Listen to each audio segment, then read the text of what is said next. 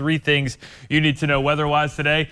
We see that rain moving in right now. We will see an increased risk for strong to severe storms as you head into the afternoon, but it's a brief window, really from the midday through the afternoon, out ahead of a cold front.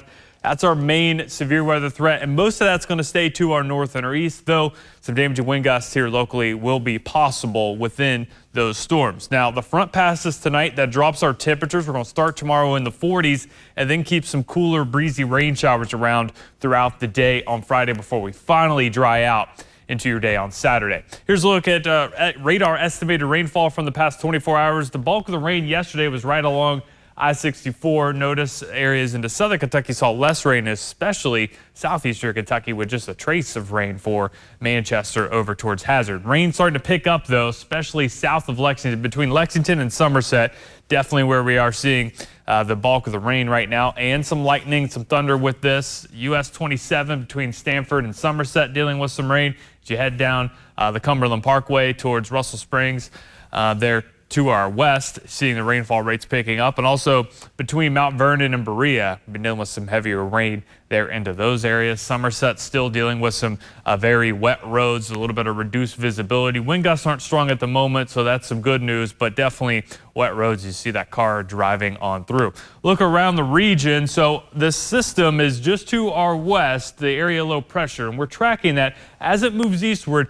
Just ahead of the area low pressure, there's going to be some spin within these storms, and that creates the risk for some damaging wind gusts, and then eventually could see some rotating storms. That main threat's going to be a little bit further to our north and our east, and that's where we do have a level 3 risk out for severe risk out for far northeastern Kentucky through eastern Ohio, western West Virginia, and just to the west of the Pittsburgh area. Here locally, we've got a level 2 risk for areas north of the Howell Rogers Parkway. It does include Lexington and most of our immediate viewing area. Damaging wind gusts going to be our primary concern. Now, we do have a low-end risk for some rotating storms, but that threat increases the further east that you go, especially in that level 3 zone. There's a small risk for some hail, but I don't think hail is going to be much of an issue. I think heavier rain dealing with some localized flooding, a bigger issue than that. So futurecast. Watch as that front pushes through by lunchtime. It's basically right up and down the I-75 corridor. This is that quadrant,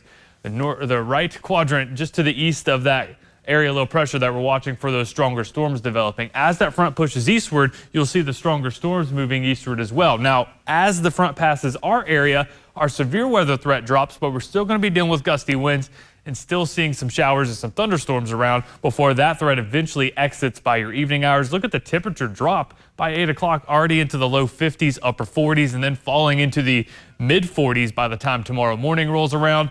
You see those lingering rain showers lasting throughout your Friday before we finally start to dry out by the time Saturday rolls around. Saturday's looking really nice, just a little bit of a chilly start, but really improving by the afternoon hours there as well. So your severe weather threats for today: damaging wind gusts are primary concern, localized flash flooding, specifically street flooding within some of those heavier downpours. Tornado threat is low, though it is a quick spin up threat that we'll be watching in the northeastern Kentucky, and then a low large hail threat as well. Rainfall totals with this system: widespread 1 to 1.5 inches of additional rain on top of the rain that we've already experienced. And then the wind gusts, especially this afternoon, starting to see those increasing as that front passes, 30 to 40 mile an hour gusts. And then again tomorrow, it will be breezy with wind gusts upwards of 30 to 40 miles an hour possible once again.